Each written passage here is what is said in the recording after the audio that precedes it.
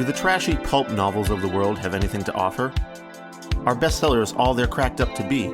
Here at Terrible Book Club, we explore whether you really can judge a book by its cover, or its ridiculous synopsis. You ever passed a book and thought, ugh, who's reading this? We probably are.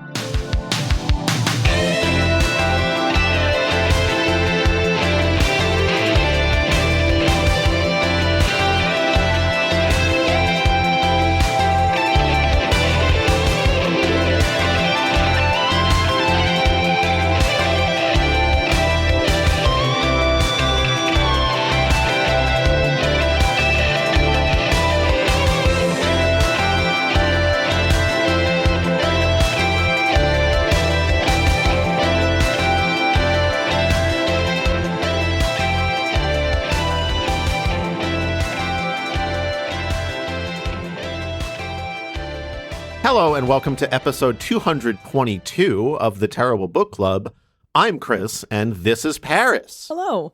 This time I read Icebreaker by Hannah Grace. This is right after we recorded the last episode that you heard, so it's a bit of a Terrible Book Club of Ice and Fire today here for this recording session, since we had Points of Origin, which was about setting fires, and this one is very ice-themed, so I get to be of the North and... So I'm Jon Snow and you're Daenerys, right? Wait, actually, no, that's terrible. Oh, God. No, that's terrible because I want to be queen in the North, so this is unfortunate. It's unfortunate for me. Okay, can we just say I'm, I don't know,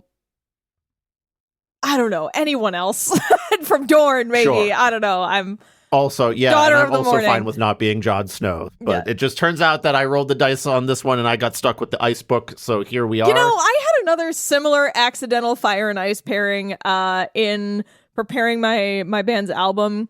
You know, you gotta like figure out how the songs flow together best, and like we got the order, everything was great. And then I was like titling them, and then I realized the last two have kind of like a fire and ice thing going on. And I'm like, God damn it, I don't want to be that person. Sometimes it just happens. Unintentional. That way. Speaking of, it's unintentional. At this point, Graveborn will have released at least 2 singles. We pre-recorded this a while ago. Yeah. So check out Embers of Existence by Graveborn. That's definitely out on streaming services and Bandcamp. We might have also released another single by now. Who knows exactly, but probably have. So just check out Graveborn. We got a bunch of new stuff happening. Anyway, this isn't a podcast about self-promo. It's a podcast about reading books.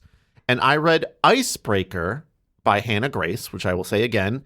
This was sent in to us by a minion of Terriblo itself. Indeed. So you may have heard us make reference in early episodes this year about a package being surreptitiously left on my doorstep as I was outside shoveling one morning.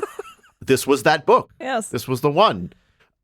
So the minion of Terriblo left a note here in the book, which I will read now. Dear Paris and Chris, I, the dark god of horrid literature, appreciate your work in spreading the word of Terrible Book with your podcast. As such, I've tasked one of my cultists and your listener Lucek with delivering this book to your care. Please take this donation to the cause as an act of support and not a means of discouragement.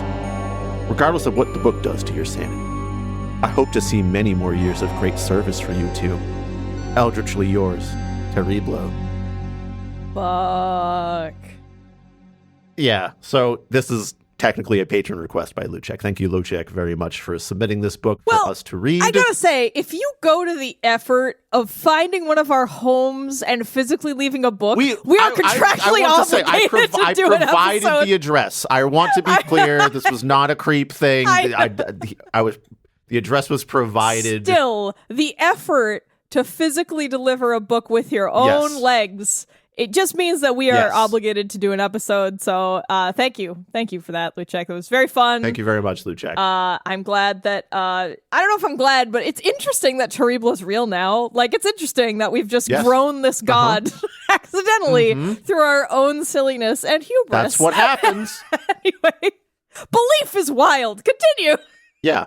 If this is your first time listening to the show, what we do here at the Terrible Book Club is summon eldritch beings into existence and read books that we assume will be bad based on their cover, title, summary, or some combination of the three. Sometimes, like today, we read books that our patrons, listeners, friends, or minions of eldritch gods that we summon into existence recommend.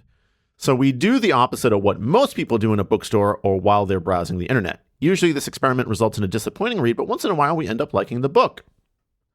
In addition to our usual barnyard language, today's episode includes discussion or mention of eating disorders and sex. It's a romance novel. It's going to be some sex talk in here, but that's pretty much it. All right. Eating disorders, huh? I guess, yeah, all right. That now that I'm thinking about it, that makes sense given the setting. It's a book about athletes. It's a book about college athletes.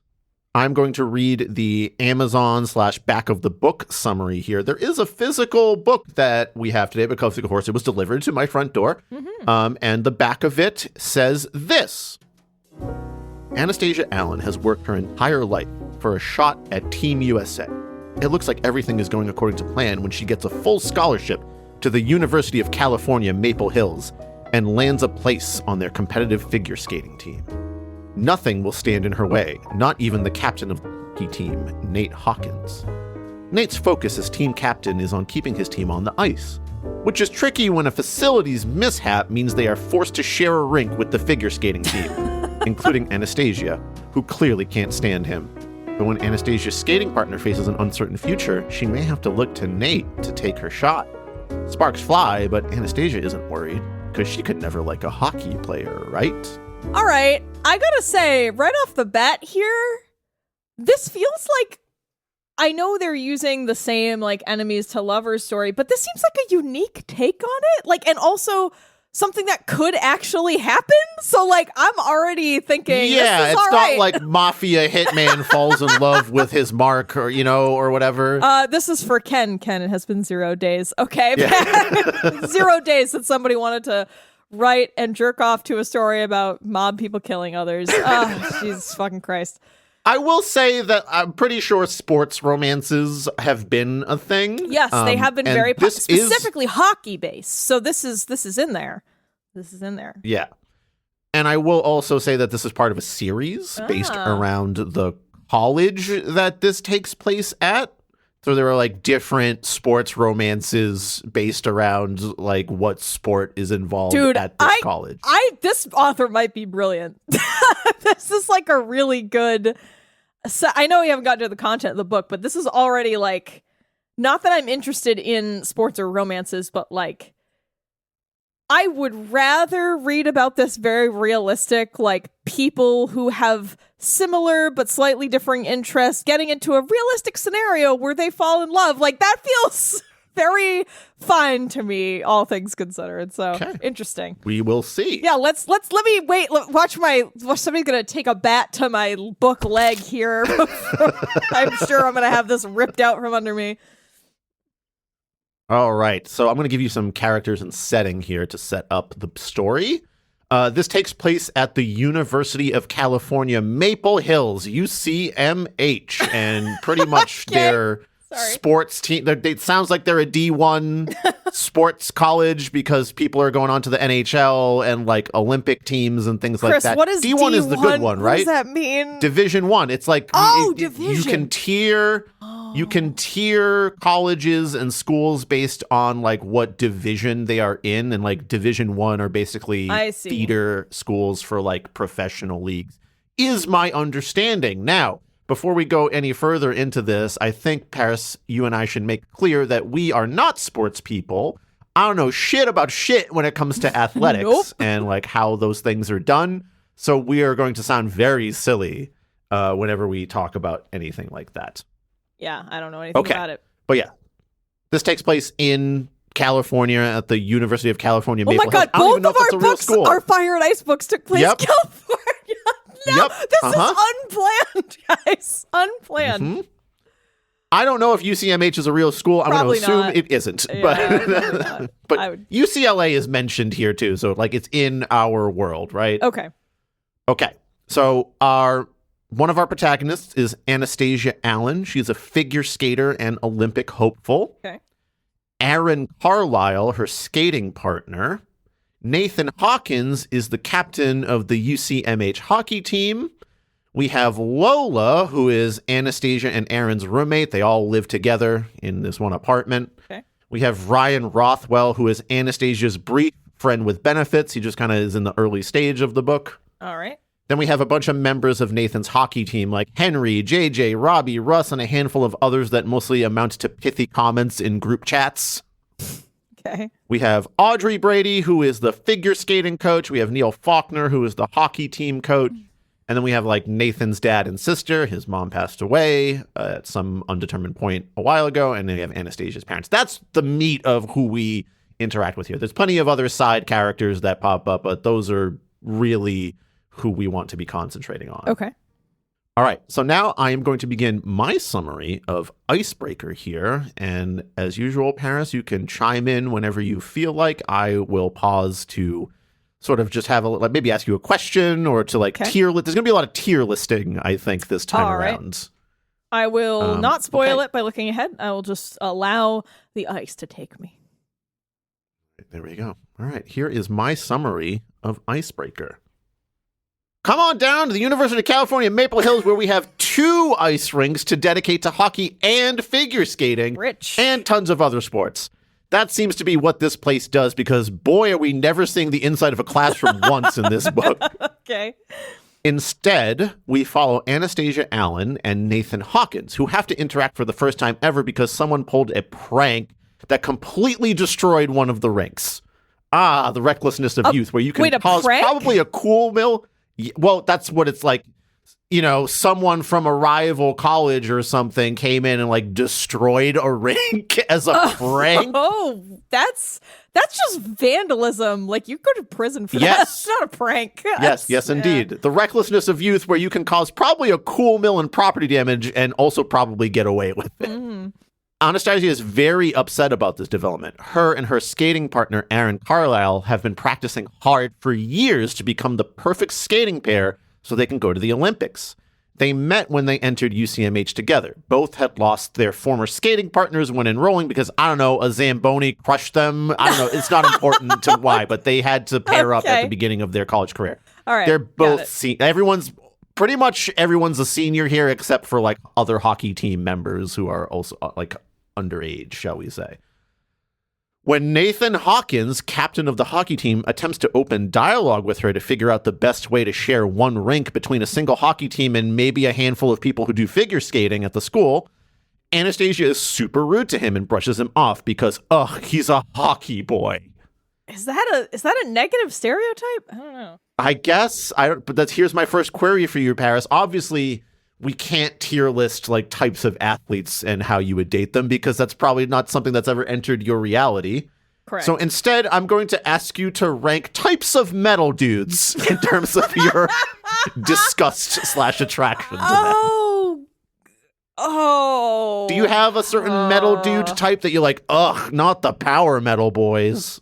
Yeah, I mean, I feel like I don't know. I feel like it's not like there's a hierarchy. There's more of just a split between like fine and like unacceptable. So we've got like the new metal people, but not the young kids. I feel like they get a pass because they weren't here. The OG new metal people who are like still into it. No, absolutely not. A rare breed. No, thank you. Yeah, people that are too into power metal. Don't get me wrong, there's some power metal that's good. Like Americans, I don't know, like Crimson Glory or like Blind Guardian? Oh no, you wouldn't know. I really don't like Blind Guardian. I don't think you would know. I'm sorry. I don't think you would know. I don't know power this is too obscure for your taste. No, hang on. I gotta figure this out. Let me just look at my YouTube history. Certain eras of Memento Mori, like not when Messiah was singing, but the other guy. I don't know. There's some good American stuff. God damn it. I mean, obviously, I don't think I would consider Warlord, but Fata Morgana, Sabotage, that kind of stuff I like. But when you go more towards Blind Guardian and Hammerfall is when I nope the fuck out. Like, you know what I mean? There's like a separate, I don't know if I can visually describe the separation to you.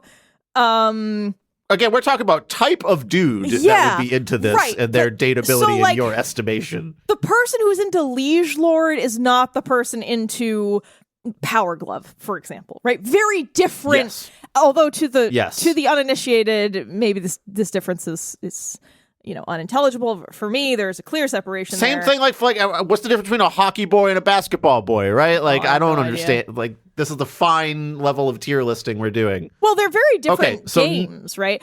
Anyway, yeah. So anything, I'm trying to think of other.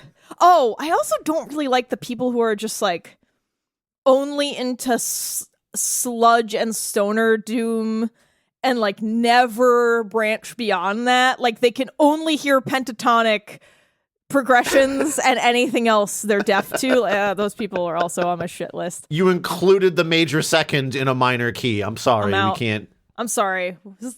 All right, so like, I guess this story is similar to if you had to share a practice space with a new metal band and the band leader like you had to like work out the practice schedule, and he's actually kind of a cool dude. You wouldn't expect it. Yeah, okay. All right. Thank you for framing this in a way I can understand, because I'm There you too go. Yeah, stupid I wanted to help you out. make that connection myself. I need you to tell me a story with characters I'm familiar Yeah. with. Sorry. Anyway, Yeah, you're welcome. continue. Anyway, Nate extends an invitation to a party the hockey team is having at Nathan's house that his dad bought for him because his dad is extremely rich. This is an wow. off-campus house that Nathan's dad Nathan's dad is like off the chain rich, so Nathan has not ever had to worry about anything. He's got like a brand new car and all that kind of shit. Yeah, sounds like it. Anastasia shows up to the party because why not, and interacts with Nathan a bit since she needs to use the bathroom, and he lets her use the one in his bedroom, which is also like behind like a pin code. I'm So sorry, it's like what? a The house bathroom? that has been outfitted with like the bedroom Oh. has like a pin code lock on That's fucking terrifying, first of all. I don't like that. I don't It like is. that at all. Mm-mm. it. Everyone else's bedroom also has that because I was very unsure about this. This is a house that Nathan's dad owns. They converted the garage into like an extra living space / accessibility area for one of the other people that lives there, because Robbie, who is a assistant coach on the hockey team, he's like a student assistant coach. He can't play because he was in a skiing accident and he's in a wheelchair the whole time. So they like okay. converted the whole garage into like an accessibility Oh, thing that's for him. nice. That's a nice thing. It's a nice thing in the book. I Yeah, appreciate that. and like the other hockey players also have rooms in there, and they're like behind pin code. I don't understand. That's like it's really some rich people shit that I don't get. Yeah, it's like semi-dormy. It's like trying to be like a house that Nathan owns / also a dorm. It's very Chris, I remember the strange. band name. Tad Morose. Tad Morose was what I was trying to remember. Tad Morose. sounds It is a kind of very terrible. terrible character in a porno. Yes, He's it like, is. It is. I guess I'll do it. It's not. Yeah, there are some records like Leaving the Past Behind that are really good. That's what I was thinking of. Sorry. Okay, back to our regularly scheduled programming here. No one cares about 80s U.S. American power metal. Continue. Yeah. Anyway, Anastasia is in Nathan's bedroom because she was like, I gotta pee at this party, and he's still trying to like make nice with her. He's like, I'll let you use my bathroom. Wait, and the bathroom is behind the pin pad? There's no public bathrooms in this rich person house. Well, he's like, I'm giving you some privacy. I don't like that. Which she- I would be like, the rape flags would be flying if somebody was like, I will tell you this, Paris. Nathan is coded as like extremely aware of that kind of thing. oh, that's nice. And like making sure, like he's like, I'll step out if you want. I'll just give you the code. Holy shit! You Have can we snoop ever? around in my room if you want. Have we ever witnessed such self-awareness and empathy in a character? That is, I will pause here to say that is Nathan's entire character. Oh, look at that. Okay, so anyway, earlier, Nathan had learned that one of his team members named Russ suspects that he may have had something to do with the rink destruction. That is Russ, because he dated a girl from UCLA that had a boyfriend on UCLA's hockey team, unbeknownst to him. And when that dude found out, he threatened Russ. So Russ is like, oh man, I got threatened, and then the hockey rink or the ice rink got destroyed. Oh. I think I might have had something to do with that, but it's just a hunch on his part. Oh, okay. When Anastasia asked Nathan if he knows why the rink was destroyed, Nathan says he's not sure because he can't say for sure. But then Aaron shows up at the party too, and he blows up Nate's spot by divulging that somehow Aaron knows that Russ dated a UCLA hockey player girlfriend, and also alleges that there was an accidental pregnancy component to this. Oh, what? Anastasia is all upset that Nate lied to her and leaves the party with Aaron, even though Nate didn't really outright lie. He's just like, I don't know exactly if this is the case. I mean, I think that's just being careful and reasonable and being like, I'm not going to tell you about my hunch that I have no evidence for because, like, I don't have evidence for it. Not even Nathan's hunch. It's like what Russ told him he thinks might have happened. Yeah. Okay. Yeah. Sorry, Anastasia. Calm it down. Continue. Yeah. The next day, Anastasia's chatting with her friend with benefits, Ryan Rothwell, captain of the basketball team, who vouches for Nate and says that he was probably doing what was best to protect his teammates. Also, Ryan is seeing someone else and thinks it might get serious, so they should probably stop the benefits. Oh, well. Meanwhile, Nate is planning a surprise birthday party for Robbie, who lives with him. Robbie hit it off with Lola, Anastasia's other roommate at the party they were at before, so Nate has to ask Anastasia for the favor of convincing Lola to go to the surprise party when the both of them have to go through an team building exercise happening between the figure skaters and the hockey team because the coaches were like, you people are just being stupid with each other. We're going to sit you down, get to know each other. You can't be mad at each other if you know each other a little bit better. Honestly, so far, very realistic. I am on board with this plot, even though these are things I don't give a shit about. So we're doing well. We're doing well. Yeah. Anastasia begins to find Nate charming and agrees to go to the party. She ends up in Nathan's bedroom again. They flirt a bit, and then hand stuff happens. Oh my God, there's a handy scene? It's actually more Nate doing hand stuff to Anastasia, shall we say. Wow, this book is really surprising me so far on every level. There's even a line in that scene where he's like, I never joke about consent, because they're doing like a little flirty teasing thing, and he's like, Bo, hold on a second. Are you like really saying yes here? Wow, points. We haven't even gotten into the analysis, and I'm like, wow, this might be a book. Continue. Mm-hmm. The next day, Nate comes into practice early to see if he can catch the tail end of Anastasia's practice, and he does, only to watch her fly into the side of the arena after Aaron slips up on a lift and accidentally throws Anastasia instead of properly catching her. Ow. Nate swoops in to examine Anastasia because he's a sports medicine major, you see. I mean, that makes sense. And carries her off to grab some first aid stuff.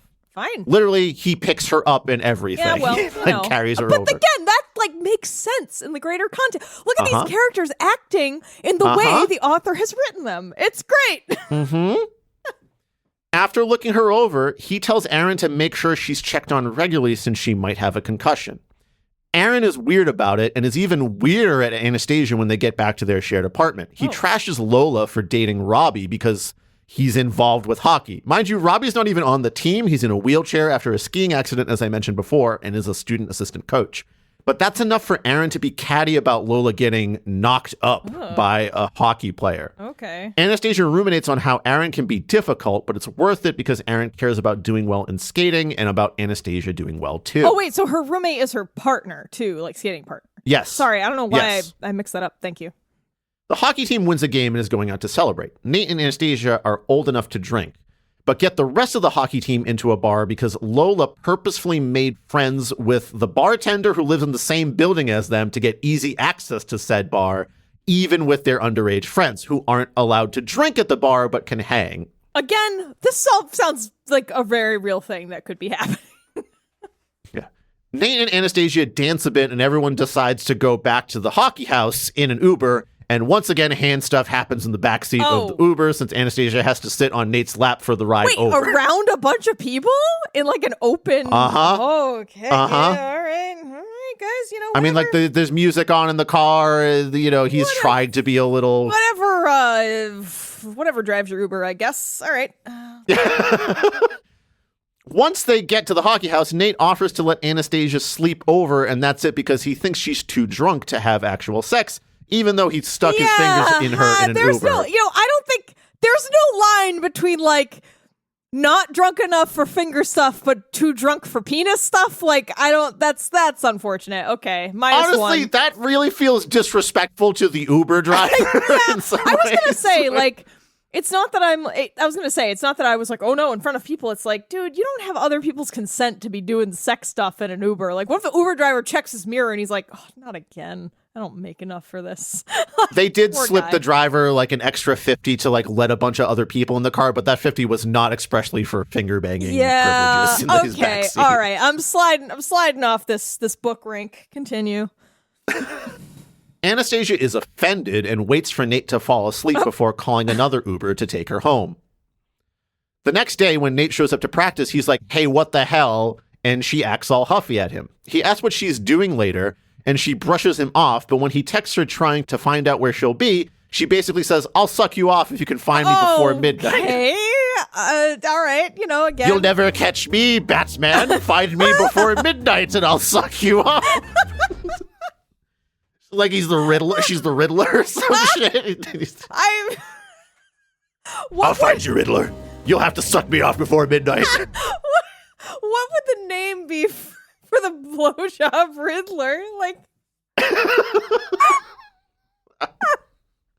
I don't know, like Mr. Suckoff or whatever. I'm just imagining like the villains gallery, the rogues gallery of Batman villains all try, like it's all a setup to suck off Batman eventually. The like, penis puzzler. There you go. It's just a bunch There we go. We've done lame jokes and pranks and tricks, and at the end, someone gets sucked off. Okay. All right. Okay.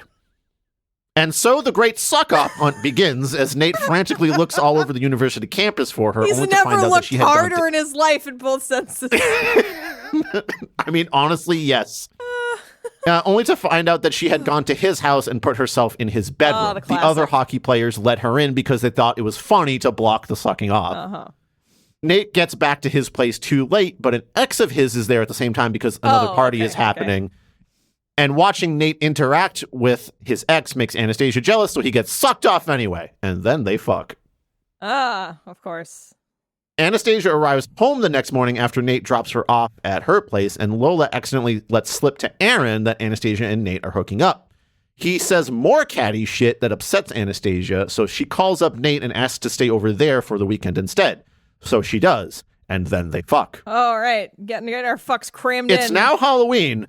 Nate and Anastasia are chilling in the club in Despicable Me costumes.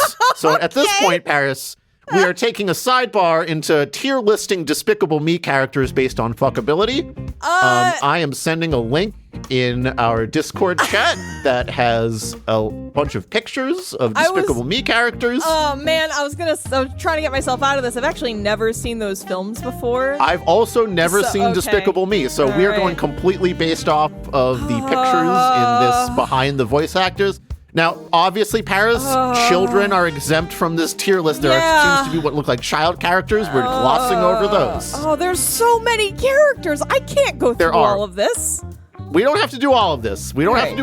I think right. we should just do like a handful of rows here. Let's just start with Gru up there. He's got a nice scarf on. If you click in to like his thing, you know, he's very broad-shouldered. No thanks. Sort of like a V shape. I don't know, like I think he's like sort of a villain character, but you know, he's got some respectability. He can dress up a bit, I think. I don't know. I feel like I might want to be dead rather than finish this exercise. Okay, well, where would you put him? Like A to F. Where's Gru landing? Why is that the scale? What other scale would you rather have? I don't know. Let's say D. I guess the scale of like, would you do hand stuff with Gru, or like maybe get into some kind of find me before midnight sucking off plot? Never would any of that happen. Okay, what about Dr. Nefario? He kind of looks like a Conehead. No. He's very Dr. Robotnik coded. I am scrolling through to try to find anyone who looks like a relatively normal human man. How about Silas Ramsbottom there in the second row on the far right? I mean, he's got the porno guy name, so he is very his head is very phallic, I have to say. It's long and thin. Oh, Jesus Christ. I can't tell you how terrible, like, How about Balthazar Bratz? He's got he looks like a toothbrush. It's like a mullet toothbrush crossover haircut over there. That's He's still a third more row. acceptable than the other two so far. So we're getting higher up the ranking here. Okay, you know what? I'm going to be honest with you. I think the most fuckable character that I'm seeing in this list is Fred McDade. Sort Okay. of like fourth row down. Actually, no, even further. 1, 2, 3, 4. Yeah, fifth row down. Third from the left or fourth from the right. He just looks like a dad. He looks like a very normal guy. Yeah, this is like a dad, I think, but still not. Hang looks on. like he could be a respectable person. I feel like so far both of the TV reporters are like Okay. probably different sides of like at least people. Sure. I'm kind of down with Scarlet Overkill. She is fourth row far left. She's kind of got like I think you have a better choice from the women pictured. The men are particularly grotesque, so it makes things worse. You know what? Actually, Maxime Lamal, he's got good style. I'll take that guy. Okay. I can see him. Yep. If you scroll down on the far left, you will find Neanderthal Dad. So if you're into that particular Ooga Booga-ness, he's like very far down. Svengeance is a much better version of that, though. Oh, where's Vengeance? Above Nunchuck. Okay, this is like the worst Guess Who I've ever had to deal with. Yeah. All the way on the right side. Okay, all right. Yeah. I see him. Great. I see Sven. Okay, yeah, I think that might be who you have to shack up with here. No, I think I'd still choose. Okay. I don't know. This is horrible. I want to cut this segment. This is just painful. No. Why would you do this to hilarious. me, Chris? What did I do to hurt you? Okay, so I guess I'll go with Scarlet Overkill and you're going home with Svengeance. So we're really into like the James Bond villain. Or no, I think. Maxime Lamal or whatever, the guy who's probably gay, Okay. but I don't know. Let's go with that one. Okay, so anyway, like I said, Nate and Anastasia are chilling in a club in Despicable Me costumes, and then they fuck in a club bathroom. No! Oh, God. Taking off the Minion visuals. costume is really difficult, let me tell you. No, they're in the Minion costumes. That's the worst part, clearly. So they're not, I don't know what characters they are, but they're not the Minions. The other hockey players were the Minions, so you know. Oh. Anyway, terrible. Aaron shows up with an injured arm and blames Nate for the What? injury. How? How is it Nate's fault? He can't skate for a few weeks. That means they can't practice for sectionals. And it's all Nate's fault. I'm guessing sectionals is an important like competition of some kind. It must be before or after regionals, right? I don't know. I'm Sure, guessing. maybe. I'm not sure. I have no idea. This comes before we have nationals is the next stage. So Right. sectionals is before nationals. So I guess yes, regionals perhaps. Nah. Nate is like, no, I didn't injure him. What the hell? But Yeah. Anastasia is only concerned about competing. She asks Nate for some space. The next day, the hockey team finds out that Aaron told the story to his wealthy parents that donate heavily to the school. So the hockey team coach says the whole team is benched until someone admits to whoever injured Aaron. Huh. Nate does, even though he didn't do anything in reality, and is thus banned from playing until Aaron heals in What? some sort of weird... All right, that Like, makes I'm not sense. sure how that works. All right, we're now venturing into unreality here. That seems really bizarre. Okay. Nate keeps his distance from Anastasia, and Aaron heals just in time to skate at sectionals with Anastasia, except he drops her during a lift again. Oh, okay. They're able to play it off. It's not like a bad drop. You can sort of like drop her and she spins off and like can make it off. It was somewhat on purpose. Yeah. And they still score high enough to move on to nationals, which, like I said before, I guess is higher than sectionals. Nate goes to Anastasia to apologize to her, even though he didn't do anything. And Anastasia's like, yeah, I know you probably didn't hurt Aaron, whatever. What? Okay. And then they fuck. All right. Okay, we're starting to get a little weird in the storyline here. All right. Yes. But alas, Aaron can't skate for 8 weeks after sectionals because reasons. It's kind of unclear, but like it just kind of skips ahead a week, and he's like, and it's from Nate's perspective, and he's like, oh, Does he injured. Did they describe what kind of arm injury it was? It's just a generic ow, my arm. Like, was it a fracture or a break or like a muscle strain? Like, It seems like a strain.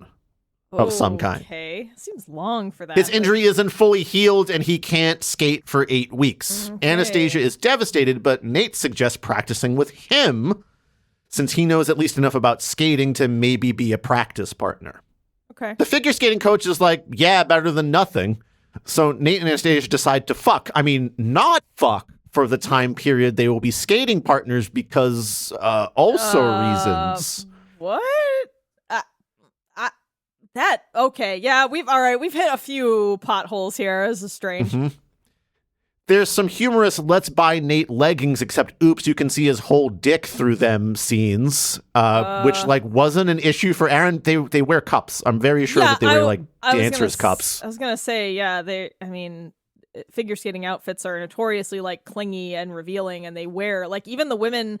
When you look at their costumes, it looks like they're showing skin, but it's actually just skin-colored mesh or like cloth. So, yeah, that doesn't make sense. I mean, this is a whole section to like throw in some like, oh, you can see his huge dong, and like throw in some gray sweatpants jokes. So, query for you, Paris. What is your knowledge / take on the whole gray sweatpants thing? I don't get it, man. I don't get it. Like, have you heard about this at least? Yeah, I feel like I've seen passing things on the internet and just thought, that's a stupid thing to think or say or notice, and went on with my life because I was like, I don't know, who's staring at people's crotches in the public? Like, it's just weird. Is there a particular male bottom wear that like is exciting for you? You know what? Maybe I shouldn't ask that. No, that's not. But this, I mean, the gray sweatpants thing to me is analogous to like light colored or white sundress stuff with men, right? Like those are two sides of the 100%. Same creepy coin. And I just think both of them suck. I don't think we should be ogling people's bottom genitalia in public through clothes. I don't know. I just think it's fucking weird. Like, don't do it. I think my take on this is that if you see something nice in public, in your brain go, nice, and then turn your head away and move on with your day, and don't post about it online. Yeah, and don't like take pictures, and don't like go to the parking lot to jerk off about it. Don't do any of that stuff. Just be like, whatever, and move on and be a human anyway. It's totally fine to see something out there and be like, sick, and then just move on from there. No need to hold it in your mind for more than that momentary thought anyway.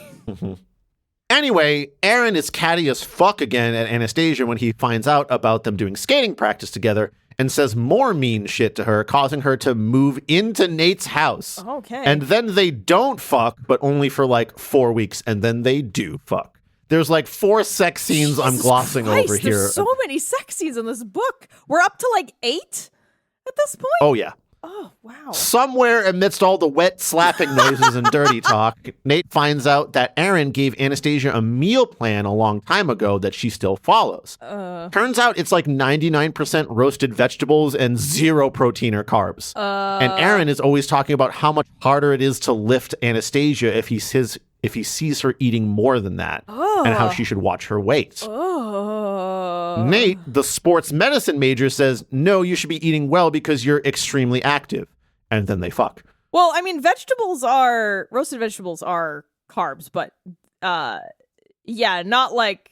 not varied enough and not enough food. That's insane. That's a really creepy turn to this whole thing. Jesus Christ. Okay. Ooh. It's now Christmas, so school is on break. Nate and Anastasia are in the lovey-doveyest parts of their relationship, so it's time to meet everyone's parents. Get cuffed. Meet parents. It's explicitly that, because at first Anastasia's like, I'm not down for commitment. I'm too busy doing figure skating stuff. And it's like, all right, I guess. But at this point in the book, they're clearly falling for each other and they're going for exclusivity.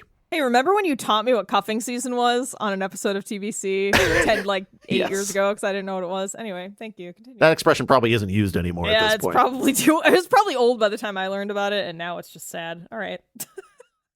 First, they go to Anastasia's parents, and they love Nate. And then they go to Nate's huge-ass mansion, and then they fuck everywhere in the mansion until Nate's sister and dad come home. So, okay, we have to do another tier list here, Paris. Mansion room fuckability tier list. So, like, you're in a mansion. Where do you think is the best place? Like, we've got, like, probably solariums and, like, the foyers. There's vestibules. mansions have a lot more rooms than normal houses for like specific purposes. I so mean, there's probably are we talking like comfort or novel, or like how novel something is? we can do both. I'm fine with doing both on this one. So we can start off in particular, like Nate and Anastasia get at it on a kitchen island. No. So, which hard, I think is very cold, uncomfortable. Pointy, dangerous. Hard, no. Cold. No. Like the sink is right there. Like an island is rarely long enough to like support a full body. And Nate is explicitly said to be 6'4", and he's the one lying on the island. So like, you're going to like put your foot into like the knife block or something, or turn the sink on. There's so many dangers. You've got hanging lights. You've got, knives, shit all over the counters. Like, no, that is unacceptable. Also, Nate's sister comes home and is like, dude, that's where we prepare food. What the fuck? Yeah. Also, I mean, unless they're going to disinfect afterward, I guess that's fine. But you would hope. Yeah. You would hope. I don't know, like solariums, if there's like a plant-like area, cool, or like a pool, the library, perhaps. Library, absolutely. Pool, love a library. Pool, or like pool with plants, cool. I wouldn't do in the pool. Water is actually not as helpful as you would expect on that. Like next to the pool, perhaps. Yeah, just near water. I expect rich people to have a body of water, so that's that. Yeah, some water feature is just nice for atmosphere. Yeah. The garden could also be like, depending on how walled off you are. And this mansion seems to be extremely walled off. There's a whole ass lake behind the house. There you go. So, what did I tell you? Body of water. What did I tell you? Yeah, 100%. If you have a big enough garage and there's a bunch of cars in there, you can have a little That's uncomfortable. No, I would agree. That doesn't seem good. For somebody with dual sciatica, I gotta be careful with with that. So. Honestly, as many fun rooms as there are in a mansion, I think it really still comes down to like, where is there a lot of cloth support, like a couch or a bed? Right. I suppose if you have a big enough mansion, you can just have the sex room as well, right? You got the bolstering pillows in there. The dungeon, sure. What about a movie theater? What about the in-house movie theater? That's a classic. Sure, especially if you've got a nice reclining seat. But I think, if you have a mansion, you should just have the sex room built in. There's like the medicine cabinet full of like your lubes and whatnot, closet full of bolstering pillows. And all that kind of fun stuff. So like, if you're going to have a mansion, just have a sex room. That's my view on it. Not the kitchen island. Don't do it on the kitchen island, please. Don't do things that are going to put you in danger, folks. All right, continue. Okay. Nate's dad, Ian, is a rich widowed man who wanted Nate to be a ski prodigy. And he looks down on hockey and is all shitty at Nate about it. Why? Nate also... It's also it's hard. not like classy. It's not classy or something. Okay. But skiing is? I don't know. I don't understand why skiing is above hockey when hockey seems to be a little bit more athletic. They're both very expensive to do. Like, I don't know. So, whatever. Nate hates his dad because he cheated on his mom while she was dying and is super controlling of his sister Sasha, who is doing the ski prodigy thing instead. Anastasia stands up to Ian when Sasha is like, I want a chicken burger at the country club Ian owns. And he's like, no chicken burgers. And Anastasia says she can have a chicken burger if she wants. Okay. 2 waiters have their jobs threatened in the midst of all this. But fuck them, because that's not what this scene is about. What's wrong with a chicken burger? What's the problem? It's another, like, watch your weights thing. Oh, God. All right. The next morning, in a private moment, Ian tells Nate, Anastasia reminds me of your mom. Nice catch. Ugh. Also, Anastasia falls through some ice on the huge-ass lake at Nate's backyard and almost fucking drowns, but Nate saves her. All right. That seems unnecessary to include in this story. We're really padding. You just needed to have him rescue her and, like, scoop her up and carry her away one more time. He has to be the charming... Why does it have to happen again? Sure. Anyway. But now it happens again and more. Anyways, it's close to Nationals time and Aaron is back up and running. So Anastasia decides to try and ride it out with him so she can win big with him and set themselves up for an Olympic run after they graduate UCMH. By the way, Anastasia has been in therapy for like a decade about all kinds of things, but is now also doing couples therapy, but not with Aaron at his insistence so they can try and work things out before Nationals. This is so they kind of weird. Don't. So weird. Okay. Nate can be on the hockey team again, and they crush their last few games, especially against UCLA, which is happening the same night as figure skating nationals. The UCLA captain comes up to Nate to give him a friendly good game, and they make small talk in which it is revealed that the UCLA captain knows Aaron since he hangs around at UCLA, even sometimes plays touch football with him, where he injured his elbow a few months ago. Gasp! Nate rushes over to the figure skating rink, which is somewhere else, and gets there in time to see Aaron and Anastasia pull off a perfect routine. And when they score perfectly, Aaron reaches over and grabs Anastasia and kisses her forcefully in front of everyone. Oh, no. She is mortified and upset and rushes off crying. Aaron is like, wow, stop being a bitch, and Nate decks him. Yep, appropriate. And then they no, actually, Anastasia breaks up with Aaron as skating partners and says she'll do a solo run at the Olympics instead. Nate brings her back to his place, and then they fuck. Ah, yes. 2 years later, Nate is playing in the NHL for Vancouver. Anastasia has a gold medal and is pregnant, and they have a golden retriever named Bunny. Oh, Nate Jesus. asks Anastasia to marry him, and then they fuck. I mean, the end. Okay. Thank you, Chris. That was a journey through a story I would never otherwise experience. That was Icebreaker by Hannah Grace. Mm. And now we shall move into the rubric. So let's start with technical construction here. And I don't have anything to say here, Paris. It's perfectly fine. This book is 420 or so pages. Oh, that's long. And it's well edited.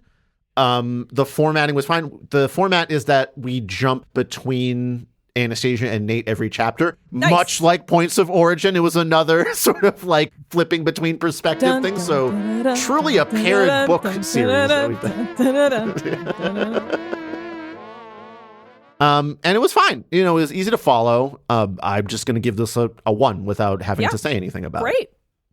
Moving into plot construction and content layout. Okay, general coherence, there's some mild problems here. Yeah, there's a couple. It's very unclear why Aaron is out for 8 weeks after the sectionals thing. I guess because he dropped Anastasia and is like worried about his injury. But it's revealed that he's being super manipulative the whole time. So did he really need that? I think it's just because I'm a little unsure. I think it's just because he wants to fuck with Anastasia. Because he wants to control Sure, but it also her. fucks with his ability to practice for an important run, an important performance, and that's really what Aaron cares about the most beyond anything else. Yeah, but it sounds like he has an ego and probably thinks he doesn't need to practice. Like, that's just where I would go with this. So to me, this is like something just to punish her, and his desire to punish her is greater than his desire to practice, because I could read it that way. I don't think that's a huge deal. It is a little weird, but it's a little weird, and there was like some other things that we brought up in the course of the summary that people just kind of make a couple of decisions that I'm like unsure about. Similarly, like the plot is fine for enemies to lovers, although the enemies part lasts all of 50 pages. There's a lot of college parties for people to mix at, which, I guess if you're 21, you'd be doing a lot of. There is like a part where just because that one person made friends with the bartender, that bartender's like, sure, let all your underage friends hang here. I mean, I guess if that bartender is also pretty young, which she is, not really on the up and up with making sure that shit is on the level. So that is again, this kind of stuff. Yeah, that's common. That's a common problem for kids in college at bars. I'm not going to say that this is incoherent at all, but there's just a couple of things that were like, yeah. Rules following, I mean, it's all fine. It's low stakes romance. Like, we don't have any like true crime thriller shit, I guess, except for like find me before midnight and I'll suck you off, Batman is like the highest kind of thing that's happening here. Cutest puzzler. At the beginning, Anastasia is being touchy with Nate, which I was a little confused as to where her line for interaction was, since she like hated him for being on the hockey team, but then also goes to his house for parties and follows him to his bedroom. The enemy part was kind of flimsy, to be honest with. Like, she had no reason to be as bitchy as she was at him for the first part of the book because the rink got destroyed, which wasn't his fault. Yeah, I mean, it could just be like, I don't know. I mean, I'm not really sure how it was played off in the book, but maybe she just doesn't want any interruptions because she's so focused on doing well, and she's like, yes, we have to share with you. Like, even though it's not his fault, she's like, you are still an impediment to my success, even if it's not your fault. So that's fine. Yeah, I'm really grasping for straws, admittedly, here to find anything that was like kind of flimsy. And like, it's understandable why the enemy's thing is so flimsy because she doesn't really have a good justification for that. Yeah. In terms of character quality, I actually gotta say, I enjoyed this component of this book quite a bit. After having read so many romance novels where like lack of communication is the key feature of like why there's a conflict, everyone in this book is extremely emotionally available and open except Aaron, who is coded as the villain. And his villainy is because he isn't emotionally available and he like doesn't take the time to examine himself. Pretty much everyone else is not perfect, I should say. Like there's like conflicts that they have to deal with, and they try to communicate and navigate around it, and they're open with each other about it. So in particular, like I mentioned Anastasia's friends with benefits, Ryan Rothwell, who like, you know, they have that understanding. And like once she starts seeing Nate, Ryan isn't really jealous about it all, especially since he's like seeing someone else. He's like, okay, this part of our relationship is ending. I think Nate's a totally fine guy. There's no reason you guys shouldn't, you know, start dating together. I support you on this. Yeah, that's great. And they talk a little bit about like, okay, how do we manage, like, you know, am I allowed to be in your bed as much anymore? Or can we still like be friendly in that way? There's even another player on Nate's team named Henry, who Anastasia describes as like being very cute and endearing. And they end up having a sort of like brother-sister relationship. She's like, I really like Henry. He's such a great guy. And Henry is like, even after a couple of months of knowing each other, he's like, he says like, I love you, Anastasia, in like a brotherly way. Yeah. Like, it's very clearly codified as platonic and things like that. And it's never weird. Like there's never any, I was expecting there to be some tension. Like for a moment, I was expecting like Henry to be behind everything somehow. Like he like comes up as like the secret villain. But it's never that at all. He's just like, Nate started hanging out with Anastasia. She's at these parties all the time. I like her. She's my friend, and I care about her. The end. And honestly, I was going to say, even the rest of the hockey team is very similar. Like, it's like they are the least toxic masculinity hockey team I've ever read about because, like, they all support each other and they'll like tease each other and things like that. But it never really goes into the point of like true toxicity. Because they're so emotionally open and available for each other. No, this might be some of the healthiest stuff we've encountered. Emotional, like, relationship stuff we've encountered in a TBC book. Unequivocally it is, Paris, I have to say. They were even great about, like, consent. I mean, except for the borderline Uber finger bang, which was maybe be a little concerned about the people around you who may be affected by the public sex you're having. But like, otherwise it seems, very healthy. And I will say, even though, again, I'm just interpreting based on the summary you read to me, the villain, I feel like, is well characterized. It's a very believable villain where it's like a man who wants to control a woman. He does so through food and physical, preying on someone's insecurities about their physical appearance or giving them those insecurities, gaslighting her constantly, making an enemy out of everyone in her life who actually is positive, lying about stuff to make them the victim, and all for their own glory and eventual, quote unquote, probably conquest of this woman, right? That they want as a sexual romantic partner, even though they claim they don't. It feels to me like a very good villain for this kind of a thing. I would wholeheartedly agree, and that's kind of why I want to give this category a 1. Absolutely. As well. Yeah. There's some wishy-washiness about certain areas, but it's really not enough for me to say like it was a bad plot. Oh no, yeah, it's a little lengthy. I feel like some scenes, like there's a lot of extra sex scenes that could get cut out. We don't have to save Anastasia from injury like 2 or 3 times. Yeah, it seems like it was cut out a little bit. Up a little bit. Yeah. Yes. Okay, moving into moment to moment. So I'm going to read a handful of sections here to kind of describe the prose and dialogue here. Okay. As for prose quality, like you were saying, it's overall very healthy. There's even a full-on therapy session chapter. Oh, wow. Okay. That I want to read from. I think I'm just going to read most of this chapter, actually, for you, because this is literally like midway through the book, about page 185, and this is Anastasia having therapy about shit that's bugging her. Okay.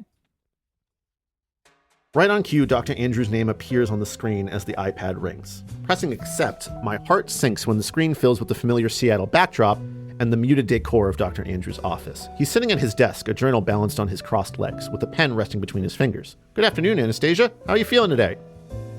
Homesick is the word on the tip of my tongue. For the first time since I left for college, I wish I were back in Washington. I've seen Seattle in movies or shows countless times, and I've never been affected. Seeing it through a window I looked through for close to 10 years makes me want to hop on the next flight out of LAX. Wiping my sweating palms against my pants, I smile into the camera. I'm good, thank you. Are you sure that's the answer you want me to write down? Dr. Andrews is in his early 40s now, but he was fresh out of collecting his PhD when I first met him and became his patient. He hasn't aged. His face has the same soft lines around his eyes, and his hair has always been the same light brown with flecks of gray. Med school grays, he called them when I asked what they were, probably very rudely, when I was around 9. In a way, I think him defying the signs of the time is comfort to me. That feels like something I should address with him at some point. He doesn't say anything while I consider what to say next. It's not like I think keeping things from your therapist is good. I just don't know how to verbalize my feelings right now, which is why I'm back in therapy. Your view is making me sad. Can you pinpoint what about the view is upsetting to you? The sound of pen scratching against paper begins, a noise I've grown accustomed to over the years. I haven't been home in almost a year. I miss Seattle. Sitting up straight in his chair, he rotates slightly, knowingly or unknowingly partially blocking my view. I unclench my fists, something I didn't realize I was doing until my palms started to sting from the indent of my nails. Do your parents visit you in Los Angeles? Never. They ask, but I'm always busy and they don't like flying, so I don't like making them travel. I'm too busy to visit them. We've talked about your parents a lot, Anastasia. You've told me you feel overwhelmed by the need to succeed for them more than yourself. He pushes his glasses up the bridge of his nose and looks into the camera. Does the pressure or the overwhelmed feeling you describe diminish when you haven't seen them? It never fully goes away. Skating is always the first thing they ask about when they call. A lump in my throat forms and I struggle to swallow it down. When I don't hear from them, I feel relief. He nods, scribbling down notes on the page in front of him. Does the relief make you feel guilty? Oh God, why are my eyes watering? Yeah? What are your interests outside of figure skating, Anastasia? I try to answer immediately, but when my mouth opens, I realize I don't have anything to say. Skating is my entire life. I don't have any. And if you were to lose a competition or decide you didn't want to skate anymore, do you think your parents would be mad? Take a moment to think about it. I don't need a moment. As soon as he asked the question, the answer immediately dropped into my head. No, I think they'd be confused at first, but they'd want me to be happy. From our joint sessions with your parents in the past and the sessions we've had together, I know how highly you think of them. Would I be correct to say you still find them very supportive, whether it's therapy, school, or sports related? Absolutely. They're great. Parents, well, good parents like yours, who have high-achieving children with very specific interests, sometimes struggle to know what to talk about outside of those interests. He clasps his hands together and rests them against his stomach, leaning back in his chair. Your parents have said in our joint sessions they understand skating is your biggest priority. You might find that them asking you about it every time they speak to you is their way of showing you that they still support you despite not seeing you regularly. My chest constricts. Guilt. Guilt because I know my parents support me. Guilt because I haven't seen them. Guilt because I haven't appreciated them. I keep my eyes stuck on the iPad screen, staring right at his tie pin. If I look at his face, I'll cry. I know they only want the best for me. It's normal to understand something logically but emotionally feel something different. Loving someone but feeling relief not speaking to them, it's a huge conflict in a person's mind, but it doesn't make you bad in any way. It makes you human. This is rough. Going back to the view, Anastasia, do you think perhaps my view upsets you not because you miss Seattle, but because you miss your parents? I nod, my eyes not leaving the pin, even as they line with tears. Maybe. Like children, adults need boundaries. I'd like you to tell your parents you don't want to discuss skating, even if it's just for one call, one visit, see how you feel, knowing it won't be brought up. Achievable? Blinking away the tears threatening to fall, I look back at his face and force a smile. Sure. So it goes on a little bit more from there, but like it's just literally a chapter about her processing her emotions about skating, and it does come up later in the book when they do visit her parents, and she expresses like, hey, I kind of don't want to talk about figure skating this time around. So like coming back to that emotional processing and the therapy. Dude, masterfully done. Like, masterfully done. Like just. And the parents also being like, yeah, no, that's totally cool. We're totally fine just having you and Nate around here, man. We don't have to talk about skating at all.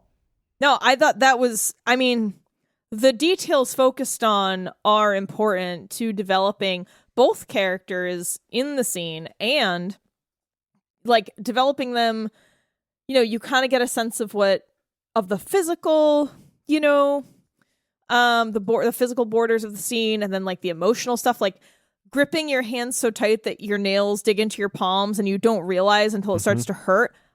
That shit happens to me sometimes. And then like looking at avoiding someone's eyes and looking at something that might be perceived as near their eyes so you don't get too emotional. Like all that stuff is great. I thought that was really, really well done. Hannah Grace, you've done it. You've done it. Yes. Look at that. I'm also going to read another section later on that's a good example of a couple having an argument, quote unquote, or like a discussion, I should say, really, but it's a sort of healthy way to process things. Disagreement that they're having.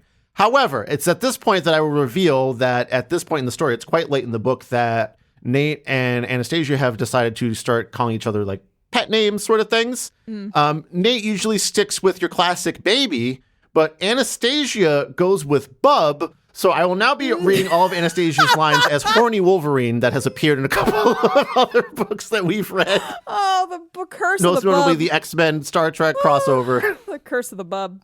Okay. So this is from Nate's perspective here, but all Anastasia lines will be read as Horny Wolverine.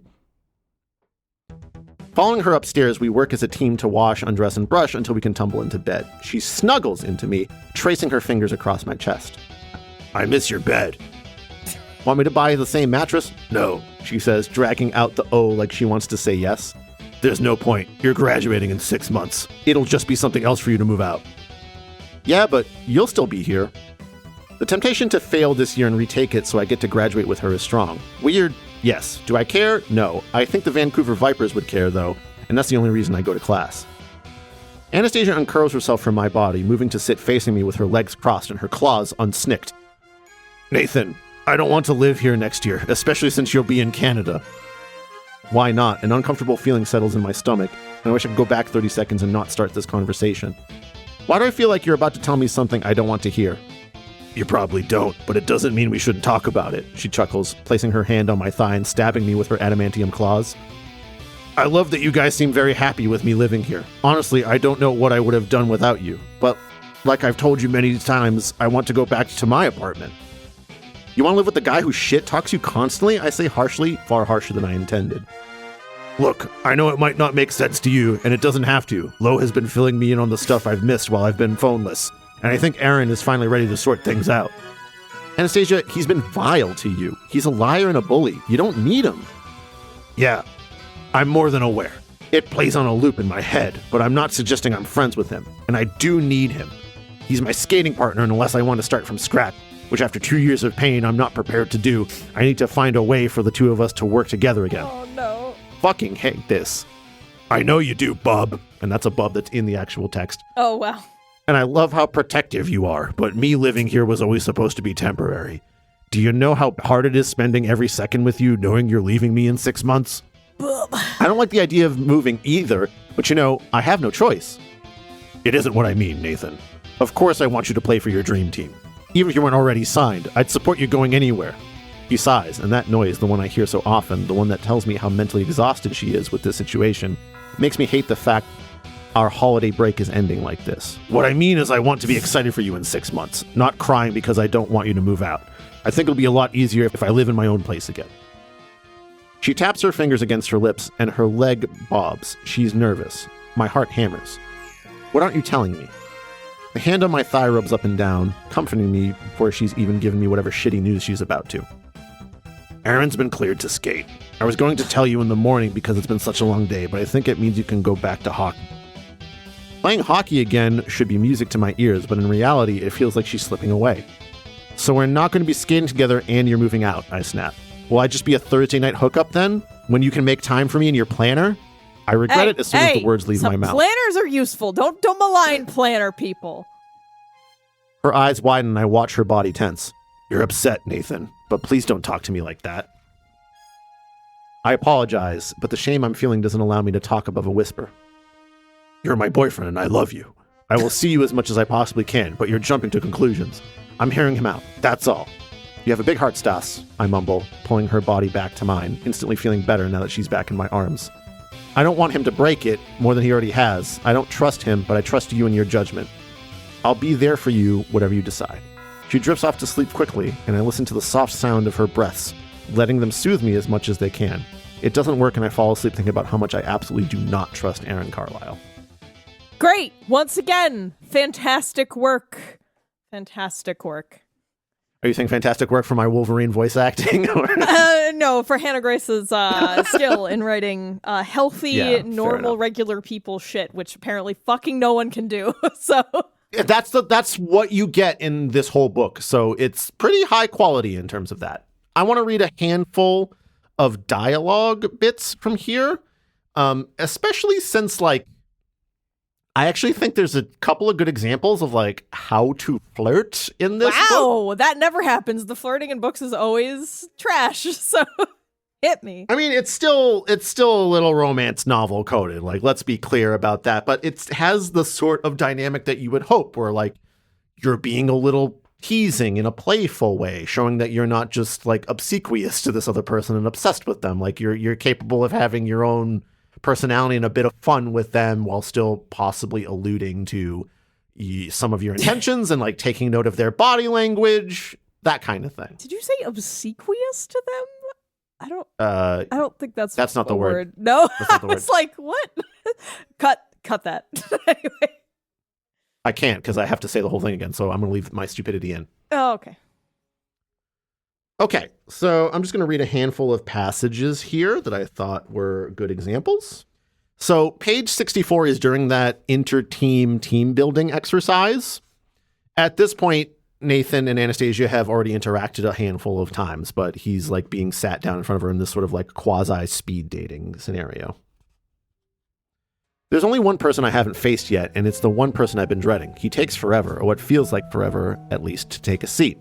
He's in a Maple Hills Titans t-shirt and gray sweats, and I hate myself for being a woman swayed by a man in gray sweatpants. There it is again. Shit. No, there will be no swaying. Hi, he says cheerfully. I'm Nathan Hawkins. You're playing it like that, are you? He ignores my question and quirks an eyebrow. And you are? Nathan, what are you doing? I asked, folding my arms and leaning back in my seat. He mirrors me, folding his own arms. To an outsider, we probably look like the least approachable table, which, to be fair, we might be. We're starting over. Everyone loves a fresh start, right? Let's have one. You can't stay mad forever. I was planning to stay mad longer than forever, so I feel like you're massively underestimating me. He starts laughing, and I don't know what to do with myself because my face is fighting to smile, too. Damn it.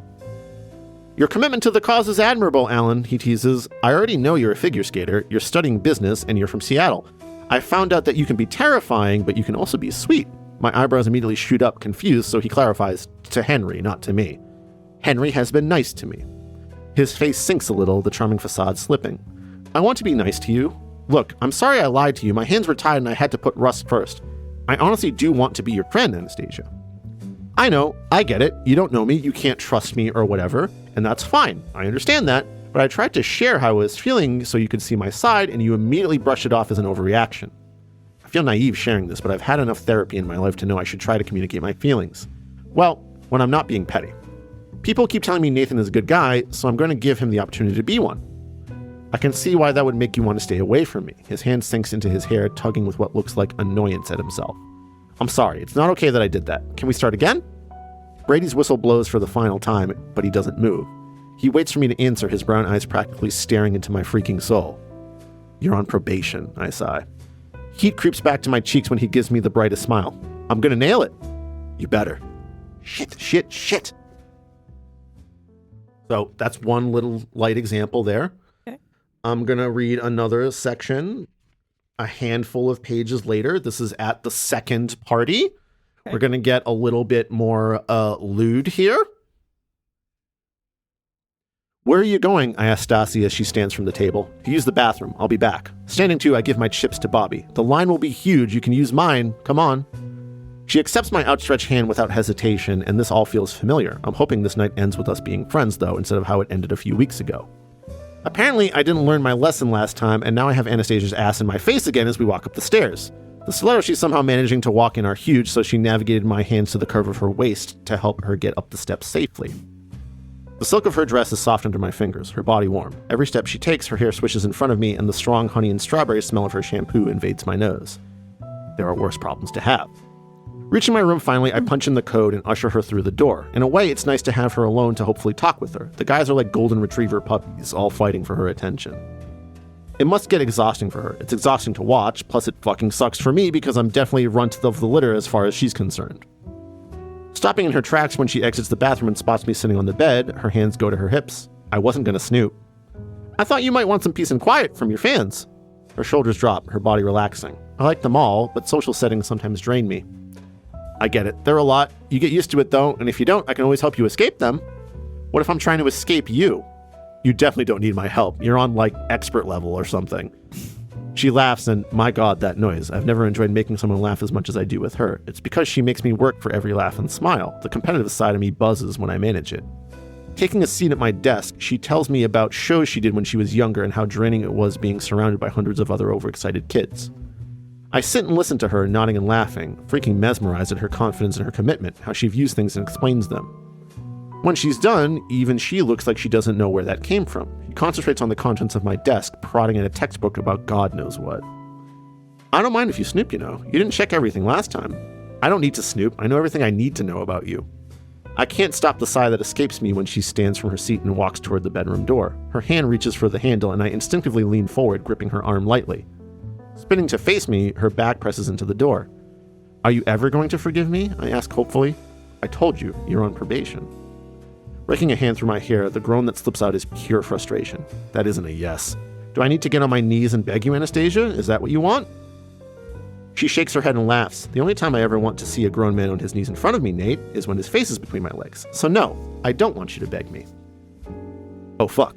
Standing from the bed, I immediately watch her change.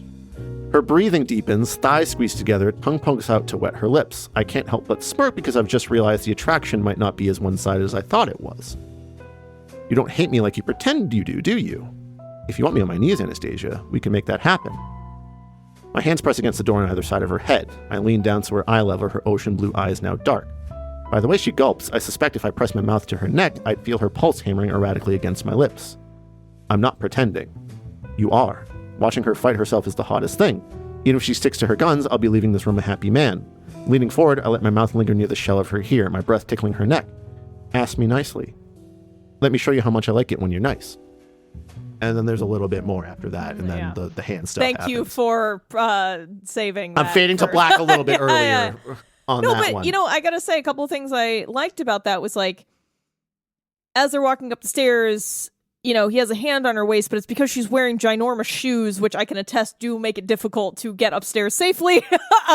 Like, it's not just, and then he, like, grabbed her. It's like, well, he was trying to help steady her. And then, like, the whole point of, you know, I don't think noticing that she's okay with touch. Yep.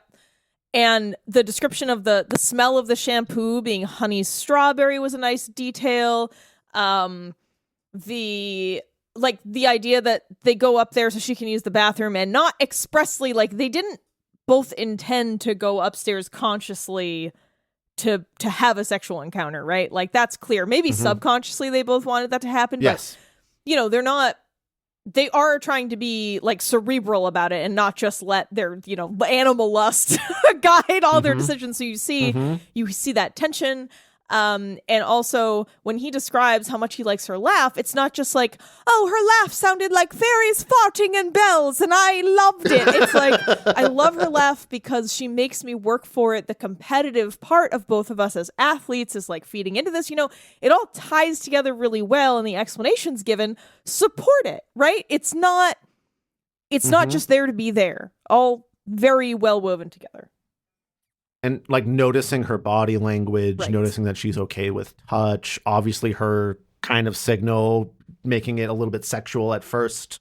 Yep. And then sort of, like, testing the waters by, again, touching her and, like, sort of asking, like, are you pretending right now? And there's a little bit of back and forth there that I can appreciate, right? Yeah, for sure. It's not aggressive. It is sort of, like, seeing and using unspoken body language and cues to test a little bit further and then being direct at a certain point. Yeah, and not like testing the waters in a way that's horrifying. Like, I think when that phrase is usually used in this scenario, it's because a man has already ripped your clothes off, and that's his way of testing the waters. This is like a gentle arm caress, which is like totally fine. Mm-hmm. Okay, I'm going to read one or two more passages here. This is another, this is like a little bit later. This is like page 150. And they're still not like totally all about each other yet. So like Anastasia's still playing sort of like, I have to do all my other stuff. I'm so busy all the time. Right. I can't be like in a committed relationship. Want me to come up? He asks as we pull up to my apartment building so I can get changed before work. I shake my head. You'll distract me. I won't take long. The real reason is I don't have the energy to deal with how Aaron will react if I show up with Nate covered in hickeys. Thankfully, Aaron is still in bed when I let myself into the apartment. Once I'm in my bedroom, I decide the only appropriate outfit today is something involving a turtleneck. Once my neck monstrosities are suitably covered, I head back down to Nate. I won't be able to concentrate if you were my skating teacher. Nate reaches over the center console to rest his hand on my thigh, fingers tracing patterns the entire journey to Simone's. When we finally pull up outside the rink, he turns to me with a hopeful look on his face. Can I watch you teach? Absolutely not, I say, hopping out and grabbing my bag. Thanks for the ride. Stassi, he yells as I start to close the door. Can I see you later? I reach into my bag and pull out my planner, flicking to October 23rd. Work, study, gym, dinner. Nope, sorry, I'm busy. Bye, Nate. Stas, he shouts again, stopping me in my tracks. What about tomorrow? My eyes scan over October 24th. Nope, busy, gotta go. And if you shout at me again, I will kick your car. I can't be late. Bye. Okay. I'm not even through the entrance doors before my phone buzzes in my pocket. Now it's like reading, it's like a little text thread is happening in the book. Nate, Monday? Busy. Tuesday? Busy. Thumbs down emoji. Wednesday? You're killing me here, Alan. You have a game in Arizona. Fuck's sake. How do you know that? Lola, the hockey expert, Mitchell. Thursday? You have training after us. I'll wait for you. I have to go to the mall on Thursday to get a Halloween costume. Same. Weird coincidence. Let's go together. Eye roll emoji, sure.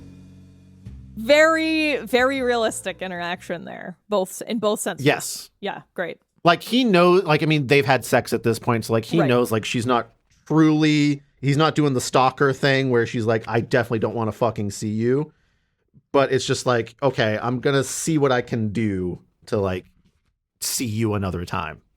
And it is in service to showing them struggling with their emotions and developing as young adults and just learning playing schedules. Right, and like learning how to navigate relationships at this age. It's very age appropriate, which is another thing I think is great about this, whereas I feel like a lot of the time we're reading books when characters are in their like 30s and 40s and they're still acting like fucking babies and like don't even reach this level of emotional maturity. So it is nice to see that we have like age appropriate emotional conflict and like relationship stuff, and it makes sense in that regard as well.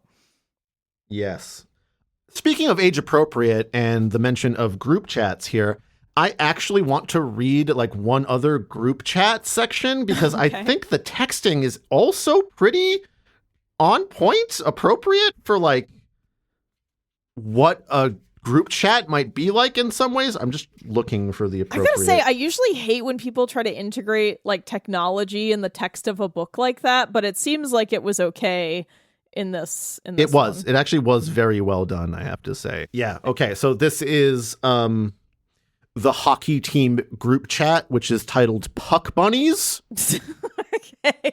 So I will say the only not realistic thing here is that everyone goes by their real name in this group chat. So I'll have to like announce the person that's talking here. In my experience, most group chats that I know, at least especially like male group chats, everyone has a nickname. Oh no, same. This is not gender specific. I mean, I'm in two group chat. My band group chat, we all have fake nicknames, and then our group chat, Chris, me, you, and your brother and Tris all have nicknames, which we change up roughly seasonally with the theme of the chat. So that's fun.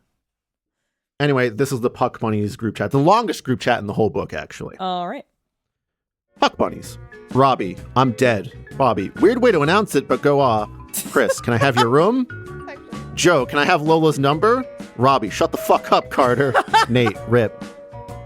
Robbie, here he is, man of the hour. Nate, WTF are you on? Robbie, did you know Stassi, Summer, and Kitty all live in the same building? Nate, you're fucking joking. Robbie, wouldn't joke about something as funny as this.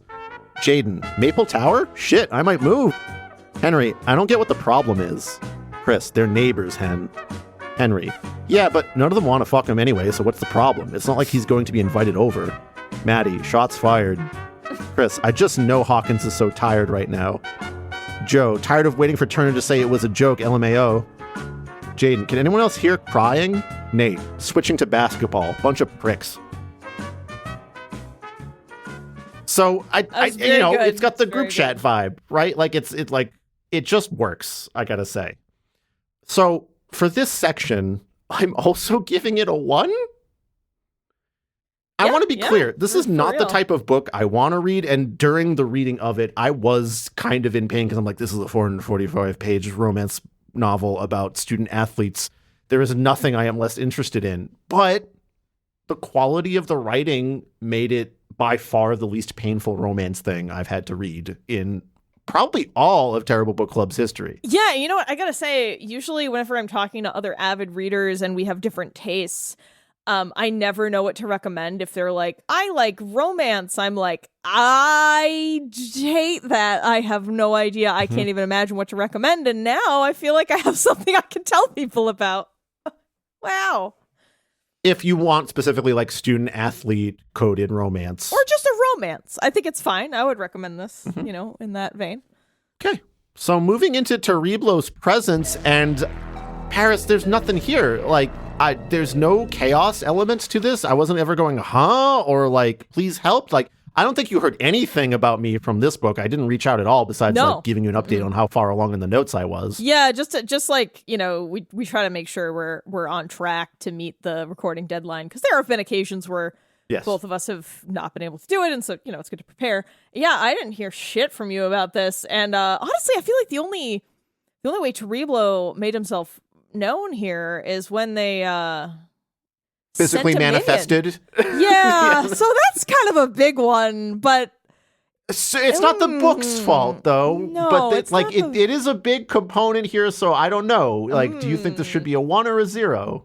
Nah, let's give it a 1. This book doesn't deserve to lose a point for its eldritch god's actions, Yes.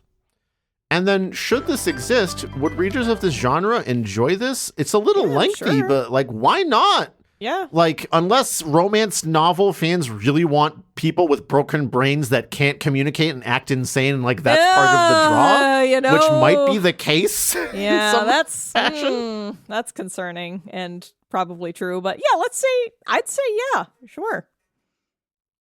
Do we feel as if the author's goal was met? I would say yes, as the author is explicitly a self-described author of fluffy comfort books. But this isn't fluffy, though. Like, it has depth. I would say it's very fluffy. And it's okay. But I guess I think about fluffy and I think superficial as well. I don't think depth to the fluff. So this is like a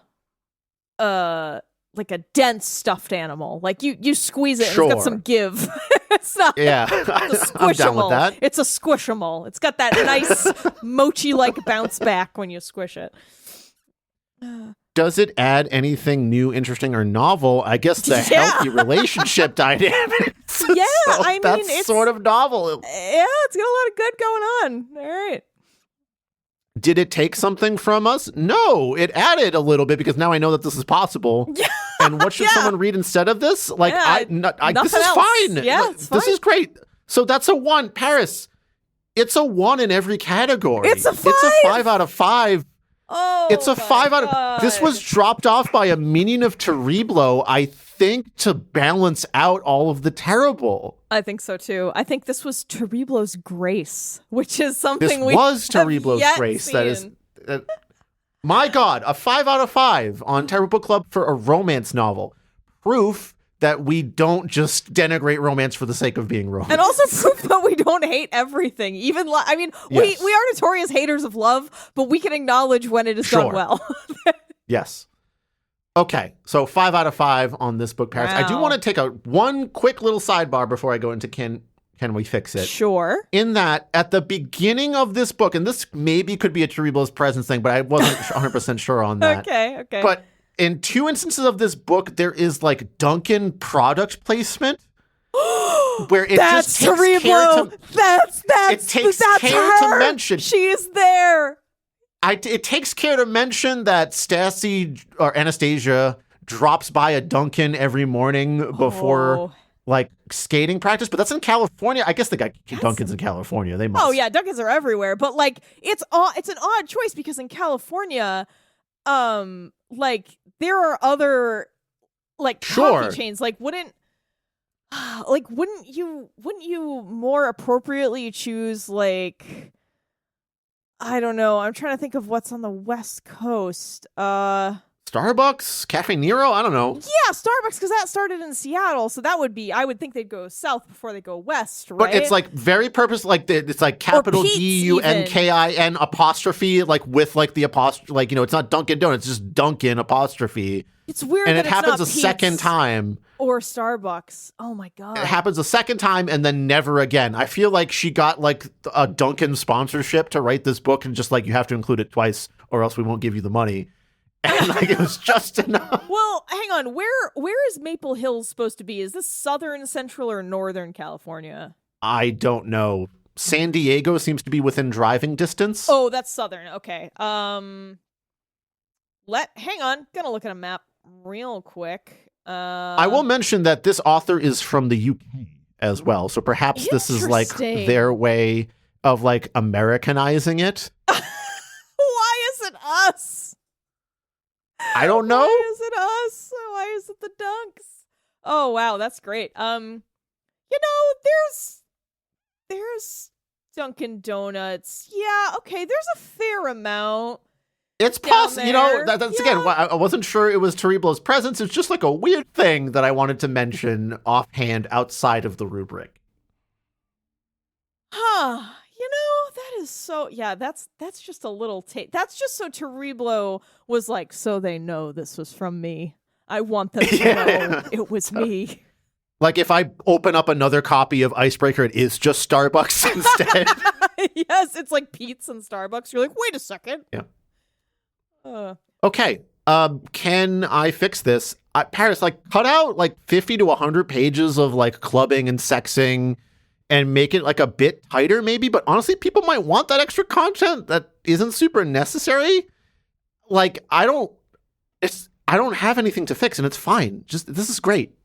Yeah, I mean, I feel like based on your description, of course, not having read it, I would agree. Like, it sounds like it needs, I don't know that it needs 10 sex scenes, but maybe that's what you come to romance books for. And it does seem like there's a lot of similar scenes of like partying and stuff, but whatever, like you said, maybe cut 50 to 100 pages, but beyond that, it stands. It stands. Yeah, it's totally fine.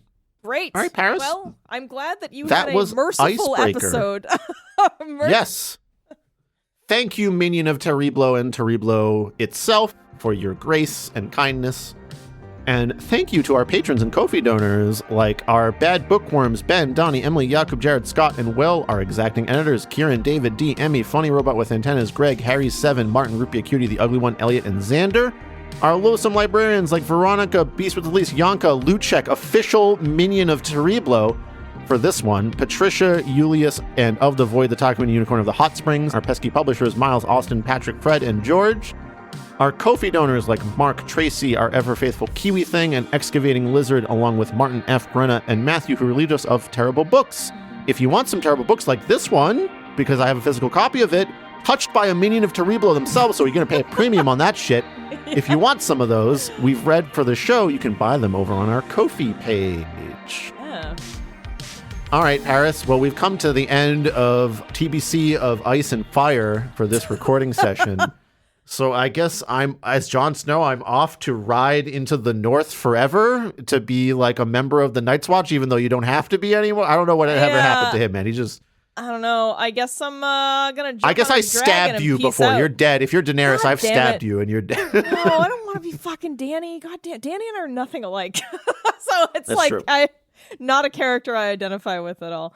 But I don't know who. If anything, you're Melisandre, but that's also bad to be interacting with Jon Snow. So you know what? You're right, because that was my Halloween costume that fateful year. Yeah, that works. I don't know that I'd burn a child alive, but there's other similarities. Yeah. I don't think I'd do that. We're trying to do a sign off here, man. Who knows? Okay, Ernie, off into the ice with me and off into the fire with you. Goodbye. Into the flames.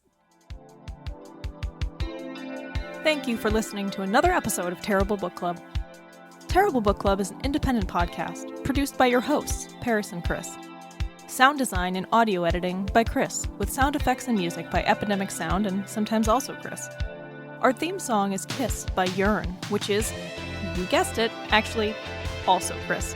You can find more of his soothing synthy sounds on Bandcamp at yearn.bandcamp.com. Do you want us to review a book of your choice on the show? Do you want access to some extra audiovisual weirdness? If so, become a patron at patreon.com/terriblebookclub. If you'd like to send us a one-time tip instead, you can do that at ko-fi.com/terriblebookclub. You can also support TBC for free by sharing the show on social media, following our accounts on YouTube, Twitter, Instagram, Facebook, or Goodreads, telling your friends about your favorite episode, or by leaving a review on Apple Podcasts, Podchaser, or anywhere else on the internet.